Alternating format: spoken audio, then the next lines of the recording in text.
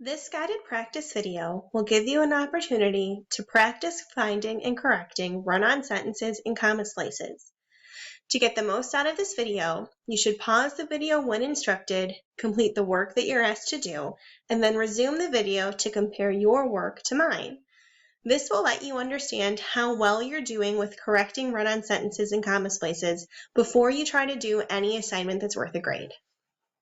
Let's look at our first example. I love to write papers.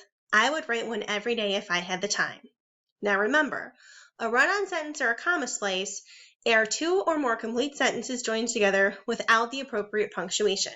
To determine if we are dealing with a run-on or comma splice, we need to look for complete sentences. So here I have, I love to write papers. Well, I have the subject I, and then I have the predicate love to write papers. So that is a complete sentence. Then I have a comma. And after the comma I would write one every day if I had the time. I have the subject I again, and then I have the predicate would write one every day if I had the time. And that's a complete sentence too. So here I have a complete sentence, a comma, and another complete sentence. This is a comma splice. So now that we know we're dealing with a comma splice, we have to fix it. There are three different ways to fix run-ons and comma splices. You can put a period in between the two sentences, you can put a semicolon in between the two sentences, or you can put a connecting word with the right punctuation in between the two sentences. At this time, you should pause the video and find two different ways to fix this comma splice. Write them down and then resume the video when you're ready. When you resume, I will show you 4 different ways to fix it, but you only have to try to fix it 2 different ways. So pause now. Okay, so did you come up with 2 different ways to fix this comma splice? Let's see how your ways compare to mine. The first thing I can do is add a period between the 2 sentences. So just to make this a little bit easier to look at, I'm going to get rid of all the highlighting and underlining. And then I'm going to make my corrections.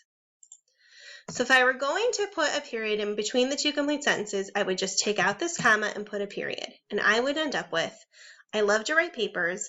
I would write one every day if I had the time. Now it's corrected. I can also use a semicolon instead of a period. So I would put the semicolon here, and I would have, I love to write papers. I would write one every day if I had the time with a semicolon. That's also correct. Now let's look at ways that we can fix this with those connecting words. One of the connecting words are the coordinating conjunctions.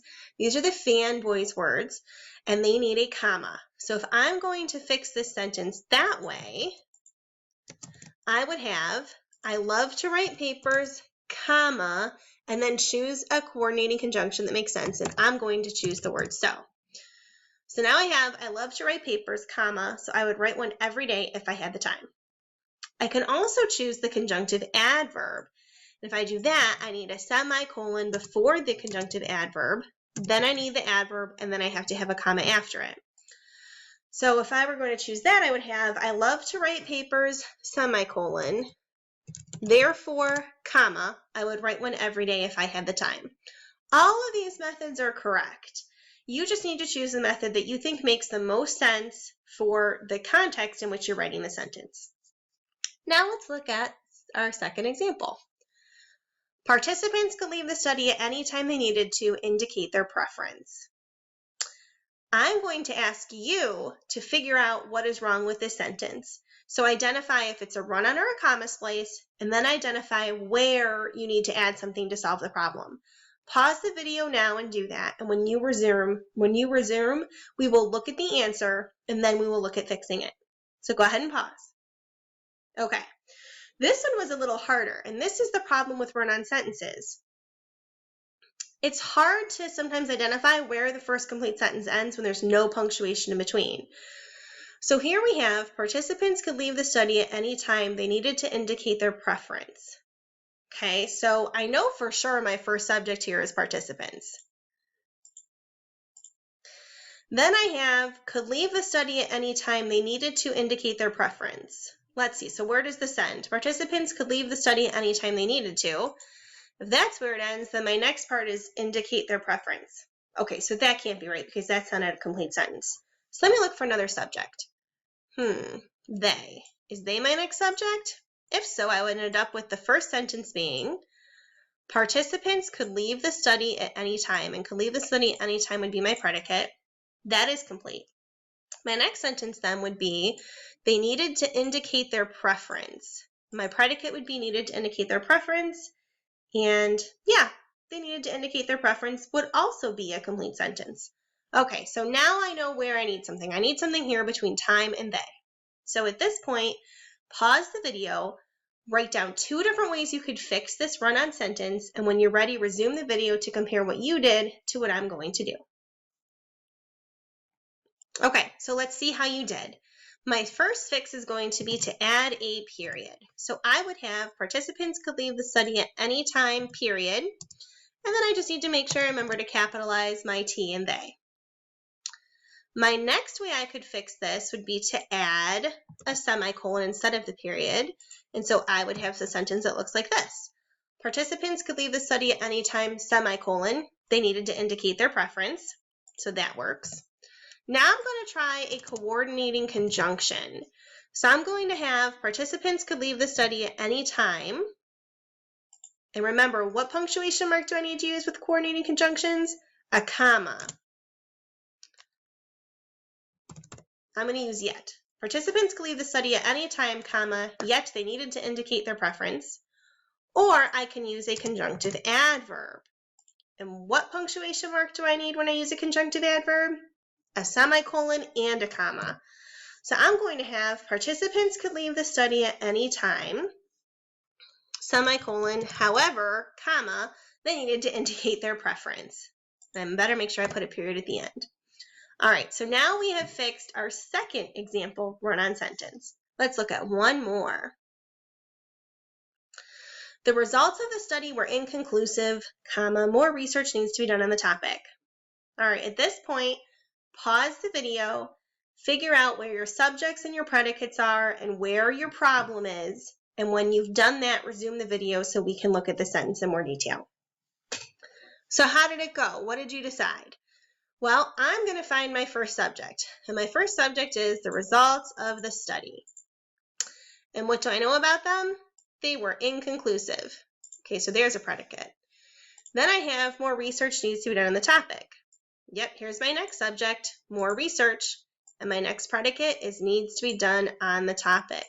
So this means that I need to put something right here in between inconclusive and more. So I have a comma splice. So let's fix it. Right now, pause the video, come up with 2 different ways you could fix this comma splice, and when you're ready, resume the video and we'll see how you did. Okay, if you're ready, let's figure out how we can fix this comma splice. So my first method is what?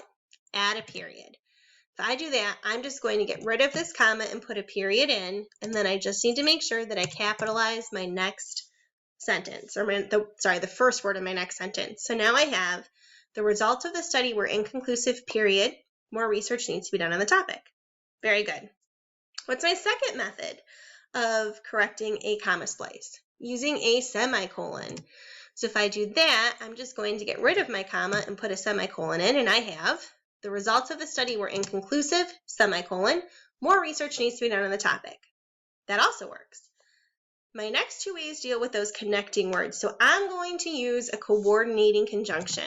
And with coordinating conjunctions, I need commas. So I'm going to say, the results of the study were inconclusive, comma, and more research needs to be done on the topic. And my last method is a conjunctive adverb, which instead of a comma needs, do you remember? A semicolon and a comma later. So I'm going to say the results of the study were inconclusive, semicolon, moreover, comma, more research needs to be done on this topic. All of these fix our comma splice. So now you've looked at 3 examples of comma splices and run-ons, and you have seen how they can be fixed. Hopefully you feel more comfortable identifying and correcting comma splices and run-ons in your own writing. Remember, When you are writing for school or for work, and you get to the editing phase of the writing process, you should look for run-ons and comma splices and correct them. You will look like a much more polished writer, and you will also look more professional.